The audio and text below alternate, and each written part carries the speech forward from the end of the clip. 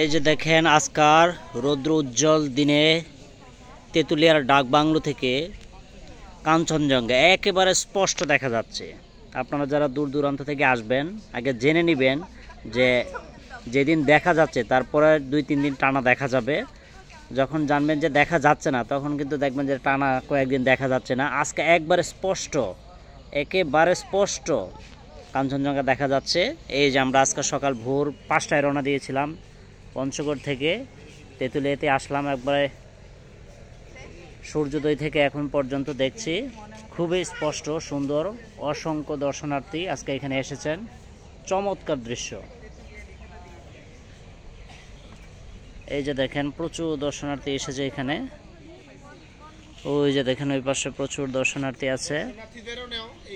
হ্যাঁ হ্যাঁ নিচে এই যে এই পাশে দেখেন আমাদের স্যারেরা আসছেন প্রচণ্ড শীতের মধ্যে। চমৎকার দৃশ্য।